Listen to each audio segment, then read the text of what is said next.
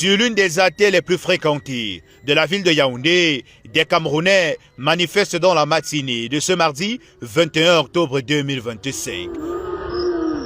Nous sommes au quartier Briqueterie, dans le 2e arrondissement de la capitale politique du Cameroun. Ces manifestants dénoncent ce qu'ils qualifient de vol de leur victoire à l'élection présidentielle. Sans attendre, les hauts responsables du RDPC dans le département du Foundi se prononcent et condamnent ces agissements. Pour dire non à de tels actes, nous devons être les garants de l'unité du Cameroun,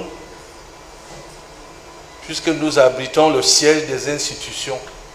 Nous sommes habitués à vivre avec les autres. Ce n'est pas la première crise. Depuis l'ère du président Biya, ce n'est pas la première. Nous avons eu les années 90, je ne voudrais pas parler de la triste histoire du putsch, qui n'était pas liée aux communautés, encore moins aux sociétés. On a vécu ça. Février 2008, on a encore vécu ça. Et aujourd'hui, des gens prétendent qu'on doit revivre ça. Nous devons dire non. Nous devons dire non à ça.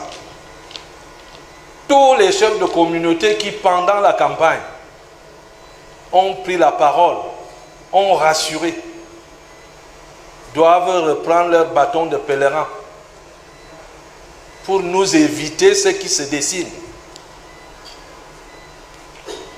On a parfois eu ces manifestations dans les années 92. Restons vigilants, faisons tout pour que la paix règne dans la cité capitale. Ce n'est pas bon ce qu'il y a eu ce matin, où on a été obligé de couper les routes, de trouver les voitures qui pompent l'eau sur des gens qui sont venus perturber notre train-train quotidien. On pense à nos enfants, on pense aux générations futures. On n'a pas le droit de déstabiliser notre pays. La permanence du parti au pouvoir, le Rassemblement démocratique du peuple camerounais, situé au lieu d'ivoirie municipale, accueille cette rencontre où le message passé est clair. Nous attendons sereinement les résultats qui, d'après la loi, vont être prononcés par le Conseil constitutionnel. Mais nous souhaitons et nous voulons que cela se fasse dans la paix. Yaoundé n'acceptera pas le désordre.